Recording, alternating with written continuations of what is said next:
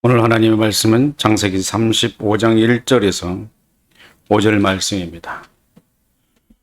교독하겠습니다. 하나님이 야곱에게 이르시되 일어나 베델로 올라가서 거기 거주하며 내가 내 형 에서의 낯을 피하여 도망하던 때에 내게 나타났던 하나님께 거기서 제단을 쌓으라 하신지라. 야곱이 이에 자기 집안 사람과 자기와 함께한 모든 자에게 이르되 너희 중에 있는 이방 신상들을 버리고 자신을 정결하게 하고 너희들의 의복을 바꾸어 입으라. 우리가 일어나 베델로 올라가자. 내 환난 날에 내게 응답하시며 내가 가는 길에서 너와 함께 하신 내 하나님께 내가 거기서 제단을 쌓으려 하노라 하매 그들이 자기 손에 있는 모든 이방 신상들과 자기 귀에 있는 귀고리들을 야곱에게 주는지라. 야곱이 그것을 세겜 근처 상수리 나무 아래에 묻고 그들이 떠났으나 하나님이 그 사면 골들로 크게 두려워하게 하였으므로 야곱의 아들들을 추격하는 자가 없었더라. 아멘. 지난주 여러분에게 말씀을 드렸습니다. 아마도 여러분은 까마득히 잊어버렸을 것이라고 생각이 됩니다만 지난 한 주간 동안 처음 주님을 만났을 때를 되새겨 보시기를 원한다고 말씀을 드렸습니다. 대부분 그때 복음적 자아의 눈이 열리는 때였을 것입니다. 아마도 이런 감정이었을 것입니다. 하염없이 눈물을 흘리며 자신이 하나님께 죄인이라는 감정이 복받쳤을 때 뭔가 새로운 세계가 자신에게 다가와 말할 수 없는 어떤 감정이 억누를 때, 이유 없이 예수와 하나님이 좋고 예수 믿는 자신이 정말로 감동스러울 때, 세미나나 혹은 부흥회, 사경회 같은 집회에서 설교를 들으는데 그 설교가 자신을 향하여 집중적으로 외쳐지는 말씀으로 들려오고 지혜의 문이 열릴 것 같은 희열의 감정을 가졌을 때, 이 외에 다양한 감정을 통해서 신앙의 경험 같은 것들을 했던 일들을 기억해 보시라고 말씀을 드렸습니다. 아마도 여러분은 한두 가지 그런 감정을 가졌을 것은 분명합니다. 묘하게 그 이후에 하나님에 대한 신뢰감을 벗지 못하게 되었고, 비록 교회만 들락거리는 시계추 신앙이나 믿음의 확신이 없는데도 불구하고 교회를 벗어나지 못하는 사람들이 경험한 것들을 말합니다. 안타깝게도 이런 신앙의 경험을 갖지 못한 사람은 아직 하나님으로부터 소명의식을 경험하지 못하였다고 말할 수 있으나 아직 하나님의 때가 이르지 않아서 그 경험을 갖지 못한 경우라고 말할 수도 있습니다. 그러나 이런 경험을 했던 사람에게는 또 한 번의 경험이 반드시 있게 되는데 그것은 복음적 자아의 경험입니다. 실제로 이 경험을 저는 성찬식의 경험이라고 말합니다. 주님께서 최후의 만찬을 우리에게 주실 때 하신 놀라운 말씀이 이해되는 경험을 의미합니다. 그것이 바로 예수 그리스도의 속죄의 경험을 말합니다. 물론 이 경험은 다양한 양상으로 나타나는데 그 이후 사람마다 지적으로는 예수 그리스도와 어떤 만남을 가졌느냐에 따라 다르게 나타나는 것입니다. 저는 레위기 말씀과 요한복음 6장의 말씀을 읽으면서 칼빈의 기독교 강요 제16장 6절과 7절 사이에 빈 항이 있다는 것들을 발견했습니다. 이 강요의 내용에 의하면 하나님께서는 예수를 제물로 내어주셨습니다. 우리는 그 제물에 우리의 죄를 전가하였고 레위기 속죄 제사법에 의해 제물을 잡아 각을 뜨고 피를 받아 제단에 뿌려야만 합니다. 이 상황을 잘 살펴보십시오. 제물은 준비되었고 우리의 죄는 제물에 전가되었습니다. 그런데 제사를 드리는 제사장이 안 보입니다. 이것이 기독교 강호 제2권 16장을 읽으면서 발견한 저의 경험입니다. 성경은 예수께서 십자가에 죽으셔서 우리의 죄를 대속했고 죄값을 치르셨다고 설명합니다. 그런데 이 제사의 대제사장이 구체적으로 언급되지 않고 있습니다. 실제로 유대인들이 예수를 죽일 권리가 없어서 빌라도에게 죽여달라고 내어주었고 빌라도는 유대인들의 요구에 따라 재판을 해봤으나 죽일 제목을 발견하지 못했습니다.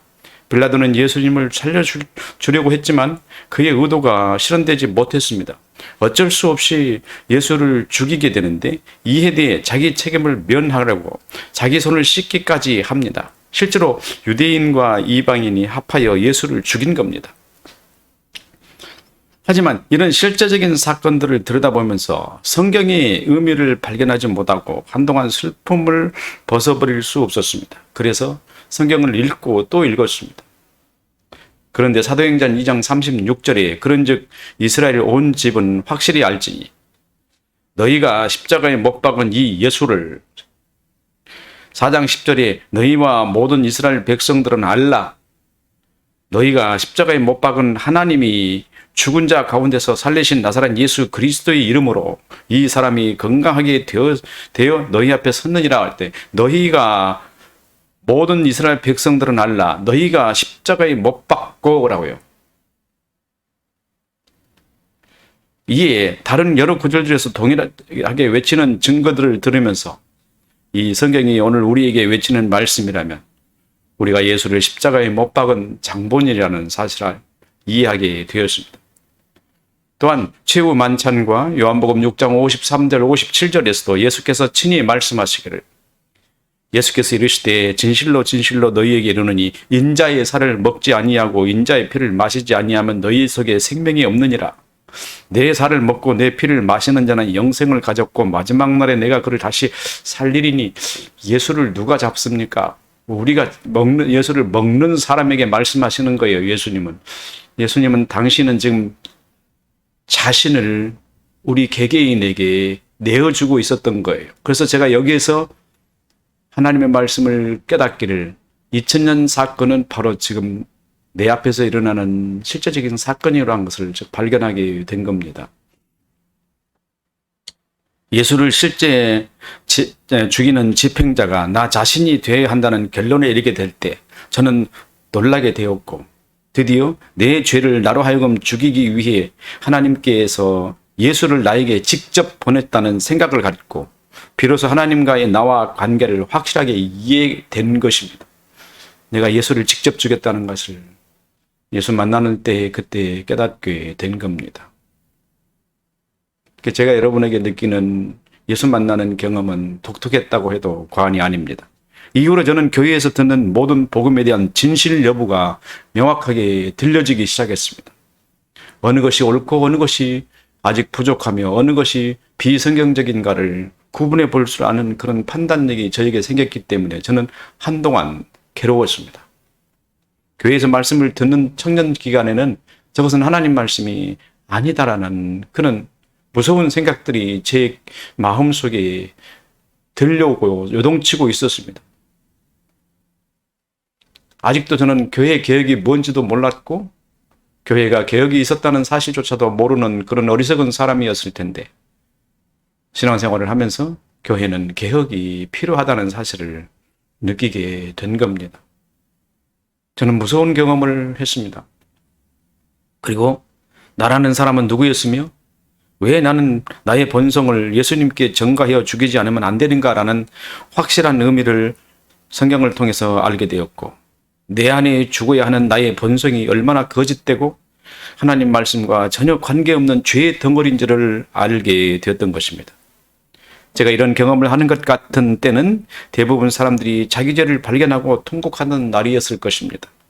시편 51편에 다윗이 선지자 나단의 말을 듣고 자기 본성을 봅니다. 그래서 그는 이렇게 고백합니다. 하나님이여, 주의 인자를 따라 내게 은혜를 베푸시며 주의 많은 긍휼을 따라 내 죄악을 지워주소서. 나의 죄악을 말갛게 씻으시며 나의 죄를 깨끗이 제하소서. 모른 나는 내 죄가를 아오니 내 죄가 항상 내 앞에 있나이다. 내가 주께만 범죄하고 주의 목전에 악을 행하였사오니 주께서 말씀하실 때 의로우다 하시고 주께서 심판하실 때 순전하다 하시리이다. 내가 죄악 중에 출생하였으며 어머니가 죄 중에 나를 잉태하였나이다. 이 고백의 노래가 신자들에게 주는 의미가 큰 것은 회개가 자기 정체를 들여다보는 사실적 표현이라고 말하고 있기 때문이에요. 저는 이를 의식의 전환이라고 여러분에게 말씀을 드렸습니다. 본래 의식은 지식이 발현합니다. 저는 최근 계시에 관한 설명에서 의식의 발현에 관한 비밀에 관한 말씀을 드렸습니다. 의식은 영혼의 지성에 있는 지식과 육체의 뇌에 있는 기억과 매치되었을 때 발현된다고 말씀드렸습니다. 이는 치매 환자와 머글리 현상을 비유하여 설명을 드렸습니다. 물론 이 사고는 과학적으로 다른 이유가 등장한다면 잘못된 주장이 될 수도 있을 것이지만, 그러나 오늘까지 우리가 이해할 수 있는 근거는 지금 등장된 학문적 연구와 사실을 바탕에 볼 때 여러분이 믿어도 결코 거짓을 믿는 것이 아니라는 것을 이해하실 겁니다. 그리고 만약에 다음에 이를 입증할 만한 더 어떤 이론들이 등장한다면 지금까지 밝혀진 치매와 머글리 현상에 대하여 구체적으로 발전된 지식일 것입니다. 그러므로 의식 전환이란 본성의 의식이 거듭난 복음적 정체의 의식으로 전환되는 것을 말합니다. 시편 노래를 살펴보면 다윗이 나단 선지자의 말을 들을 때 그 의식의 본성이 의식이었습니다. 그러나 그가 죄인이 바로 당신이란 말을 들을 때 중생한 의식이 깨어난 겁니다. 이것이 의식의 전환입니다. 중생한 의식은 방금 전 오만하고 타락한 자신을 보고 자신이 모태의 죄로 말미암아 태어난 자신이라는 것을 보게 된 것입니다. 그러면 여러분들도 거듭난 때의 중생한 복음적 자아가 여러분 자신의 본성을 들여다보고 그 본성에 추하고 더러운 죄의 정체라는 것을 보았을 겁니다. 저는 바로 이 경험을 상기해 보시라고 지난주 여러분에게 숙제처럼 말씀을 드린 것입니다. 옛 생각을 되새겨 보는 것은 오늘 우리에게 어떤 유익이 있을까요? 두 가지를 발견할 수 있습니다. 첫째는 거듭난 중생에 대한 확신입니다. 오늘 본문 35장 1절을 보십시오. 이 하나님이 야곱에게 이르시되 일어나 베델로 올라가라. 거기서 내가 내 형 에서의 낯을 피하여 도망하던 때에 내게 나타났던 하나님께 거기서 제단을 쌓으라 하신지라. 야곱이 지금 위기 가운데서 지금 신음하고 있을 때 하나님이 그에게 나타나셔서 말씀하시고 옛날을 상기시키셨습니다. 하나님이 야곱에게 옛날을 상기시키게 하셨다. 지금 하나님께서 여러분에게 옛날을 상기시키게 하는 것과 같은 거라고 여러분을 들으시면 좋겠습니다. 왜 제가 이유 없이 여러분에게 옛날을 상기하라고 했을까요? 저도 모릅니다. 저도 옛날을 상기하고 싶었어요. 그리고 오늘 여러분에게, 지난주부터 오늘 여러분에게 이 복음의 말씀을 두 번이나 중요하게 말씀을 드리려고 하는 이유도 저도 잘 모르겠어요. 그러나 이 말씀을 여러분에게 꼭 드려야 되겠어요. 아마 중요한 이유가 있을 것 같아요. 오늘 하나님은 두렵고 두려움에 떨고 있는 야곱에게 나타나셨습니다. 그리고 베델로 올라가 거주하며 거기 제단을 쌓으라고 하신 것입니다. 야곱의 마음은 절체절명의 순간 앞에 서 있습니다. 창세기 15장에서 아브라함이 두려워 떨던 그날 밤과 같은 상황입니다.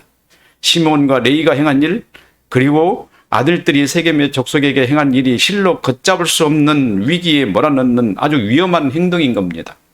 가나안 땅 세겜의 연맹체에 전쟁을 선포했고 야곱 자신이 그들의 대적이 되었고 두려움이 대상이 되어 함께 동거할 대상이 아니라 공격해서 서로 정복해야 할 대상으로 전락한 것입니다. 두려움에 빠질 수밖에 없습니다. 전쟁은 선포되어진 거나 마찬가지입니다. 이제 자기 주위에 있는 세겜의 동맹체들이 연합해서 공격해 온다면 꼼짝없이 자기 모든 재산을 다 빼앗기는 것은 물론 자기 모든 가족이 파멸에 이르고 말 것입니다. 여러분들은 아마 이런 사람처럼 위기에 위기에 몰려 있는 사람이 있을 것입니다. 그런 경우 여러분들은 이 말씀을 자세히 들으십시오. 자세히 들으십시오. 여기에서 그는 하나님의 약속을 생각하는 것입니다. 물론 하나님께서 그에게 말씀해 주셨습니다. 먼저 곧 그의 의식에 전환이 일어났고 하나님을 만난 그날이 회상되었습니다. 야곱은 위기에 이르면 자기 자아가 발현되어 자기 존재를 인식합니다. 형 에서를 피하여 도망하던 날 밤 베델에서 돌베개를 하며 자던 중 꿈에서 하나님을 만나 약속을 받았을 때 그의 영혼의 지성에 중생의 씨앗이 심겨졌던 것입니다. 그에게 이것을 중생의 정체였던 것입니다. 그러나 본성으로는 그 정체에 대해 꿈에서 일어난 일이었고 그의 삶 속에서 깨우쳐지는 것이 아니었기 때문에 거듭난 정체라는 것을 알지 못했던 것입니다. 그 뒤로 하나님을 7번이나 만났지만 그때마다 하나님과의 만남을 의식할 뿐 중생의 정체라고는 인식하지 못했던 것입니다. 왜냐하면 사람은 하나의 자아에 두 개가 정체가 있을 거라고 아는 사람은 거의 없기 때문입니다. 당시 야곱에게는 이런 신학적 지식이 있을리 만무했습니다. 그래서 여러분은 야곱과 같이 지난날 하나님을 만났던 나를 회상하면 바로 이런 상황을 통해서 그때가 중생의 씨앗이 심겨진 반응을 하였던 것을 깨닫게 될 것입니다. 두 번째로, 이렇게 깨우치는 순간부터 자신의 영혼에 자리 잡은 새로운 정체를 발견하고 그 정체로 의식하는 삶을 살기까지 지속적으로 영혼이 성장하게 될 것입니다. 이것은 곧 거듭난 정체가 오랫동안 하나님에 관한 교육과 경험을 통해서 드디어 자아를 발현하는 날을 향하여 자라는 것입니다. 실제로 예수 그리스도로 중생한 사람은 본성의 정체와 거듭난 정체로 두 개의 정체의 하나의 자아를 갖는 사람입니다. 거듭나지 않는 사람의 본성의 정체와 자아만 가집니다.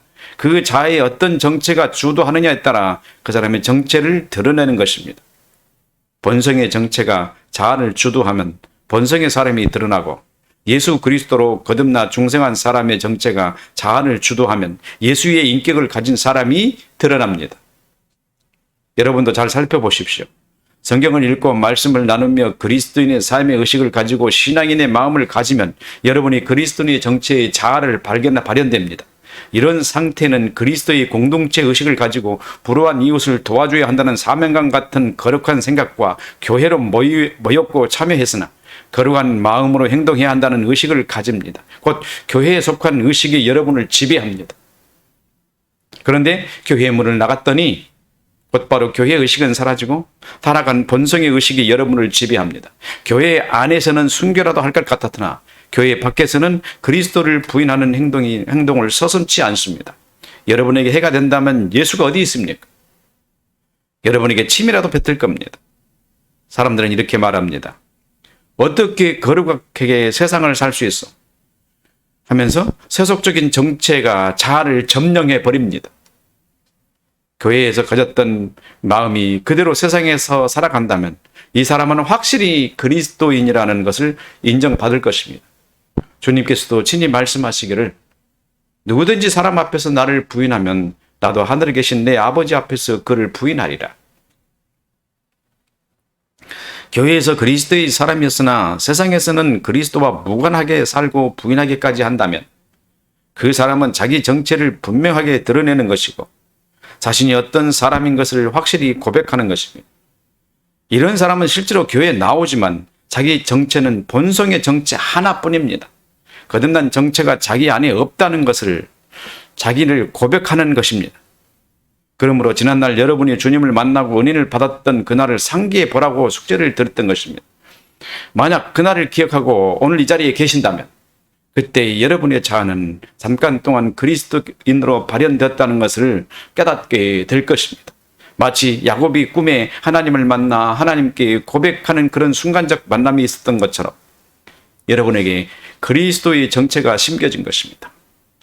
여러분이 오늘 여기까지 오는 동안 여러분은 잘 알지 못하는 진리의 말씀으로 성장해 왔습니다. 어쩌면 그리스도인의 정체가 자아의 눈을 열지 못한 어린 유아기 같은 상태에 있는지 잘 모를 수 있으나 우리 안에서 예수 그리스도의 정체가 성장하고 있었던 것입니다. 여러분에게 그리스도의 정체가 있으면 자아는 세상에서 결코 그리스도를 부인하지 못합니다. 또한 신앙에 대하여 세상과 하나님 사이를 갈팡질팡하지 않습니다. 여러분 순교라도 할 수 있을 것입니다. 왜냐하면 여러분 자신이 구성하는 정체가 복음적 지식에 의해 발현되는 것이기 때문입니다. 그런데 이 자아는 어느 때에 강하게 발현되느냐 하면 위기 때, 생명의 위협을 느끼는 경각간에 있을 때 아주 강하게 발현됩니다. 자기 안에 없는 것 같은 그리스도의 정체가 강하게 자기 정체성을 드러내게 됩니다. 예를 들어 이런 경우입니다. 순교적 상황에 놓일 때 예수를 부인하면 살려주고 시인하면 죽이겠다고 난 실제적 어떤 긴박한 상황에 놓이거나 감당할 수 없는 어떤 시련 속에 있을 때 여러분 안에 있는 여러분의 옛 정체가 아닌 그리스도의 정체 곧 예수 생명은 여러분 자아로 눈을 열고 위기에 대응합니다. 이때 여러분의 자아는 결코 예수를 부인하지 못합니다. 예수 생명이 여러분의 자아로 예수에게 생명을 의지하고 죽을 세계로 자기를 빠뜨리지 않습니다. 왜냐하면 여러분에게 예수 그리스도의 정체, 곧 예수 생명이 심겨져 있기 때문이에요. 지금 야곱을 한번 생각해 보십시오. 하나님께서 자기 신에게 고향으로 돌아가라고 하셔서 라반을 떠나 돌아왔습니다. 그리고 형 에서를 만나 간신히 화해를 했고 이제 자유롭게 삶을 시작하려고 했습니다. 그는 이것이 하나님께서 인도하셔서 자기의 고향 출생지로 돌아가게 한다는 것을 까맣게 잊고 있었습니다. 그래서 새로운 삶을 계획하고 세겜 성문 앞에 땅을 샀고 짐을 풀어 장막을 쳤습니다. 저는 이 장면에 대한 이야기를 들으면서 이런 생각을 했습니다. 야곱의 의식에서 하나님의 명령을 잊어버리게 되자 세상을 판단한 눈이 어두워져 버렸다는 것을 보입니다. 우리에게도 역시 마찬가지입니다. 우리가 하나님을 처음 만났을 때 받은 약속이 있었고 그 약속을 근거하는 명령을 받았는데 그것을 순종하지 않고 긴장 상태가 풀어지자 곧바로 세상적인 생각으로 돌아가 버리고 마는 것입니다. 여러분 한번 야곱을 들여다보십시오. 양과 염소를 이끄는 목자입니다. 바단 아람에서 야복강을 건너 고향으로 돌아가는 나그네입니다. 그는 고향에서 정착하는 것이 하나님의 명령을 받았습니다. 하나님께서 그곳에서 야곱으로 하여금 하나님의 나라를 기틀을 세우시기를 하나님은 원하셨기 때문에 그를 지금 고토의 땅으로 지금 불러들이고 계시는 것이었습니다. 그런데 야곱의 마음은 모든 긴장이 풀어지고 자유롭게 되자 눈에 보이는 것은 평온한 상태를 유지하기 위해 완전된 터전을 만들고 그곳에 정착하려고 했던 것입니다. 아직도 야곱의 마음은 여전히 신앙 중심이 아니라 세상적인 자기 삶을 살아가는 데 있었던 것입니다. 이런 사람의 눈이 어두워지게 되자 판단력이 흐려진 겁니다. 저도 역시 마찬가지였습니다. 그래서 제가 한동안 고민을 많이 했습니다. 제가 어떻게 해야 할 것인가. 사람을 보지 말자라는 결론이 제게 내려오셨습니다. 사람을 보지 말자. 하나님 말씀만 전해야 되겠다라는 생각이 저를 사로잡고 저를 깨우치게 했습니다. 보십시오. 나그네의 삶을 마치려고 땅을 사서 자리를 잡았는데 성문 안에 앞에 자리를 잡았습니다. 지난 시간에도 여러분을 말씀을 드렸던 것처럼 이 성문 앞자리는 위기의 자리인데 눈이 흐려지면 판단력이 흐려지게 되어 있습니다.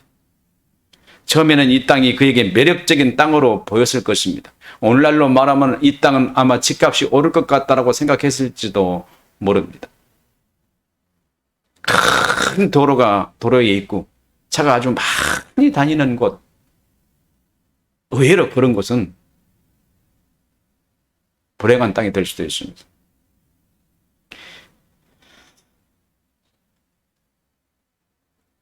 처음에는 그 땅이 매력적인 땅이었는데 그 땅의 위치는 야곱에게 보통 불안한 땅이 아닙니다.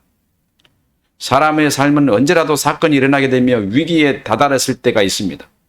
이때를 위해 항상 사방의 위협에서 안전하게 보호를 받을 땅을 잡는 것이 현명한 생각입니다.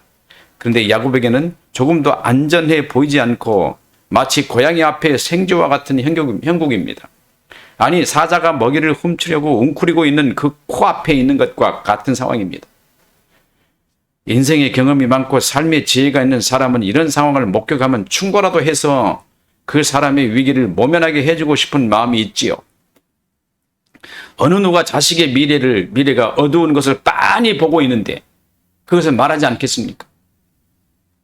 자기가 고통스러운 경험을 가졌던 부모가 자식이 불신자와의 삶에서 벗어날 수 없는 고통과 위기를 빤히 보는데 그것을 막지 않을 부모가 어디 있습니까? 평생 불신자와 결혼해서 고통을 당한 부모가 자식이 불신자와 결혼한다고 하는 것을 어떻게 두고 볼 수 있느냐 이 말이에요. 생명을 걸고라도 막으려고 하지 않겠습니까?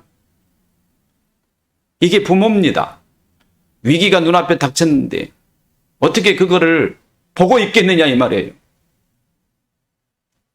야곱은 지금 사자의 코앞에 땅을 사서 그곳에 정착하려고 합니다. 이들이 오래 가겠습니까? 아니나 다를까 이들에게 어떤 일이 닥쳤습니까? 지난주에 말씀을 드렸죠? 야곱의 눈은 단단히 어두워져 있었던 것입니다. 긴장이 풀리니까 판단력이 흐려져 버린 겁니다. 위기 앞에 있으면 여러분은 그렇게 판단하지 않을 겁니다. 만약에 여러분이 위기 속에 매몰되어 있고 위기가 여러분을 지금 경각간에 있게 한다면은 여러분은 절대 예수를 부인하지 않게 될 겁니다. 근데 긴장이 풀리니까 세상에 가서는 세속적인 삶을 살고 교회 와서는 신앙인처럼 보이지만은 그 사람의 결단이 마치 야곱이 세겜 성문 앞에서 땅을 사는 것과 똑같은 형국입니다. 인생에 닥친 어려움 중에 가장 힘들고 어려운 것이 자기 자식에게 일어나는 비극입니다. 이런 어려움은 다른 사람이 느껴주지 않는 마음이기 때문에 함부로 그 사람의 아픔을 말할 수 없습니다. 어떤 위로도 통하지 않습니다. 그를 훌고 털고 일어나게 할 수 있는 방법이 없습니다. 우리나라에 이런 일이 2번이나 일어났습니다. 물론 더 많은 일이 일어났지만 너무나 끔찍한 일이기 때문에 우리 기억에 남아있는 일입니다. 2014년 4월 16일 승객 476명을 태우고 제주도로 가던 중 304명이 침몰하여 사망한 사건입니다. 여기에 사망한 승객 대부분이 고등학교 수학여행에 참여한 학생들이라는 점을 더 가슴을 찢었습니다. 그리고 2022년 10월, 작년 10월 29일 이태원에서 할로윈 축제를 참가한 젊은이들 가운데 약 150명이 압사로 죽은 충격적인 사건은 우리 가슴에 영원히 잊혀지지 않을지도 모르는 비극입니다. 여기에 속한 피해 당사자의 부모는 아직도 치유되지 않는 아픈 가슴을 안고 그치지 않는 눈물로 치유받지 못한 가슴을 부여잡고 고통 속에 있습니다. 자식을 물찍 보내고 고통 속에 부여잡고 있는 그 아픈 마음을 가진 부모를 생각해 보십시오. 자식이 위기에 빠졌는데 그럼 자식을 보고만 있겠습니까? 더군다나 신앙이 자식의 미래가 뻔히 보이는 고통스러운 삶을 자기의 삶을 반복적으로 산다고 하는데 그거를 보낼 자식이 부모가 어디 있겠느냐 이 말이에요. 야곱의 명부에 등록된 자식 중에 외동딸로 보이는 디나가 세겜 추장에게 아들에게 봉변을 당한 일은 야곱에게 아주 충격적인 일입니다. 사람의 자아는 죽음 같은 충격이 이를 때 발현됩니다. 실제로 자아는 영혼의 지성에 있는 지식에 의해 발현되는 평상시에는 보통 5, 7세에 일어나는 사건으로 보입니다. 이는 지적 정보가 어느 정도 채워져 연산되거나 자기 자아의식을 가질 만한 상태가 되면 발현되는데 궁극적으로 세상에 대하여 자기의 존재를 인식하는 자아의식입니다. 그런데 세상의 모든 사람은 아담의 타락으로 말미암아 하나님의 형상을 잃어버린 상태로 태어났기 때문에 하나님을 모르는 지식으로 자아를 갖게 되었습니다.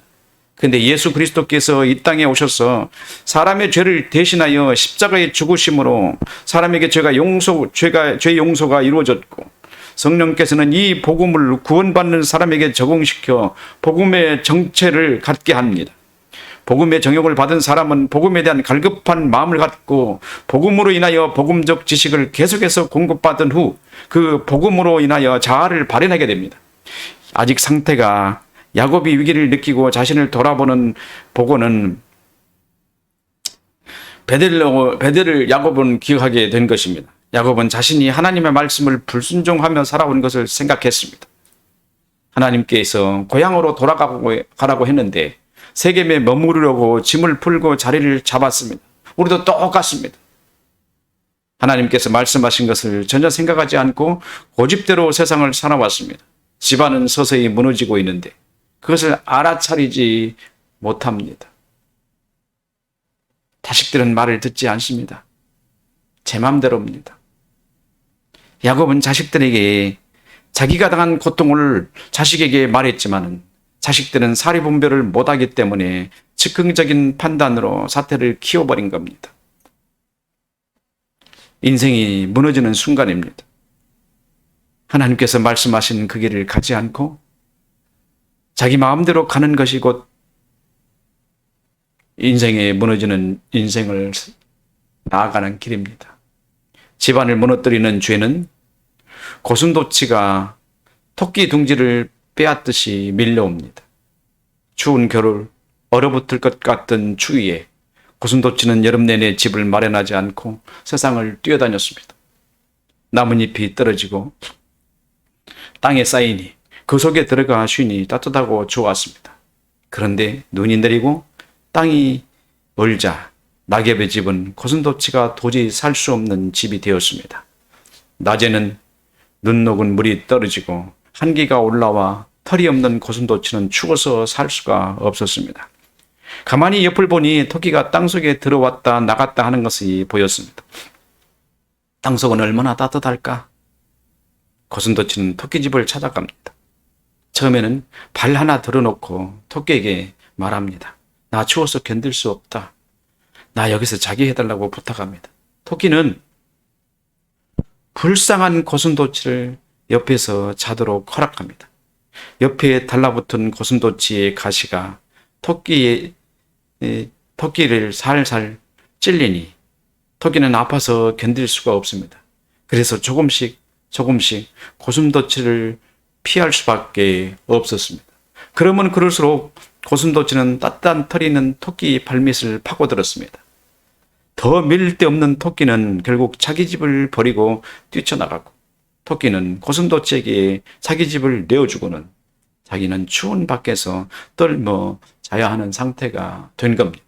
죄가 여러분 앞에 여러분에게 다가올 때는 여러분은 그 죄로 인하여 조금씩 여러분의 몸이 괴롭게 되고 고통스러우면 어떻습니까? 집을 버리고 도망하게 되죠.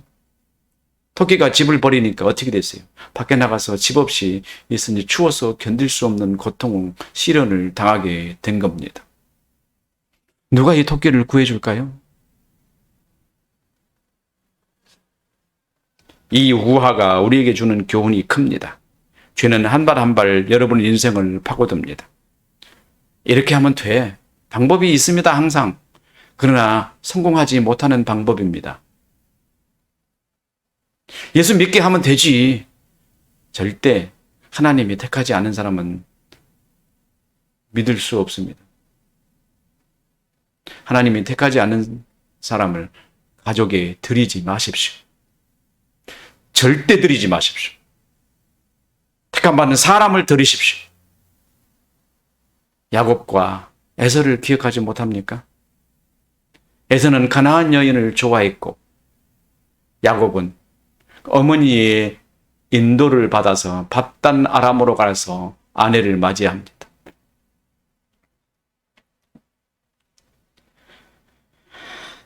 처음에는 불쌍하게 보입니다.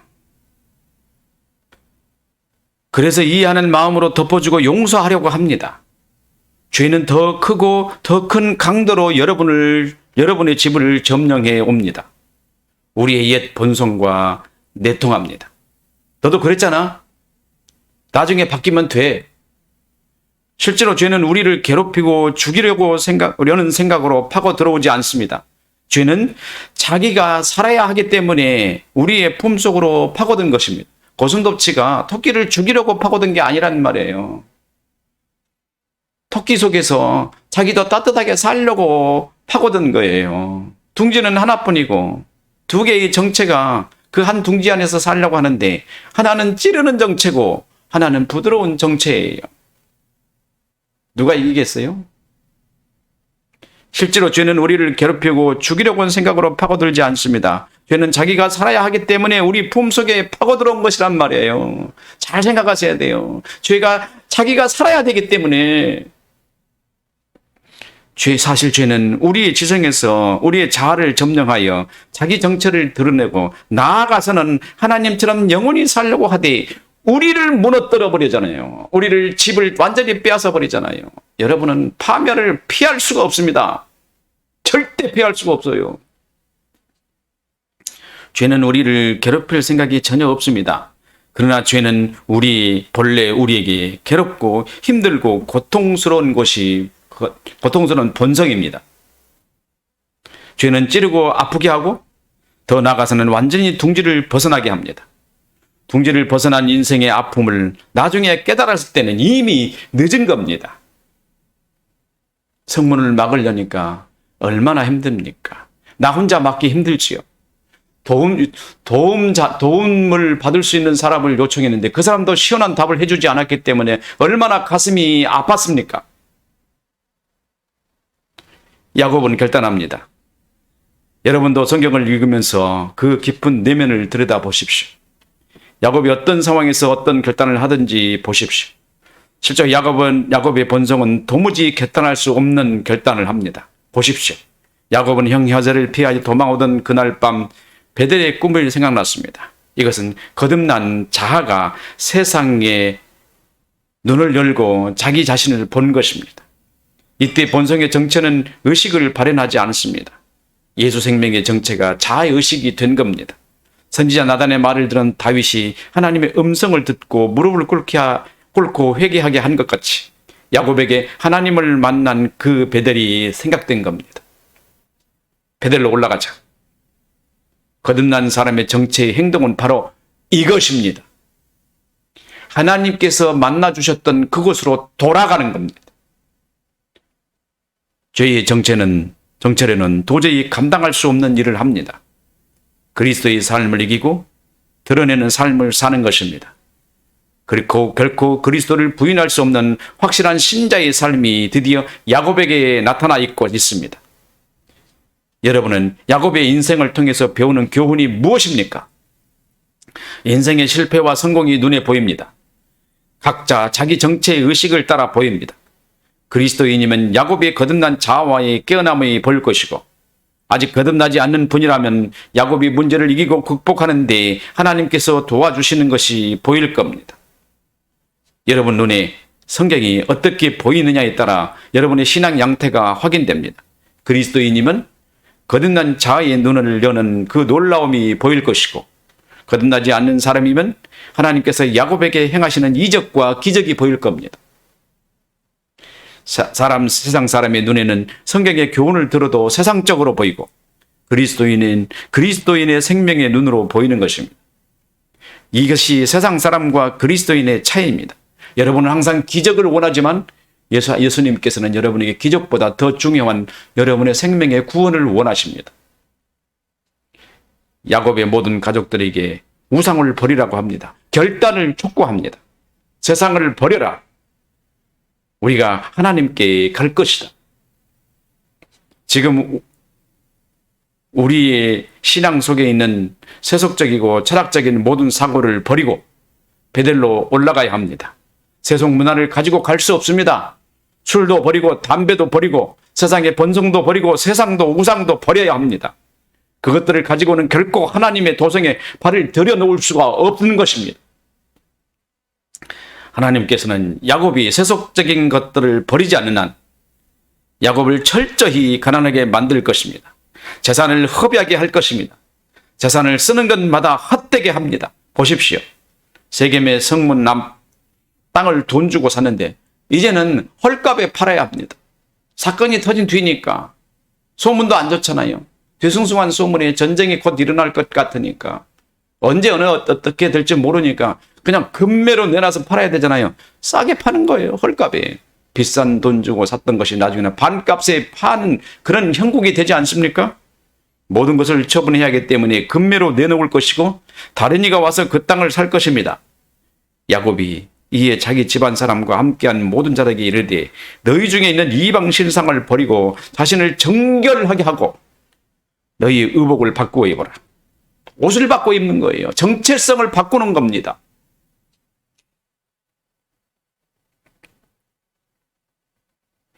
여러분의 문제를 해결할 유일한 방법이 무엇입니까?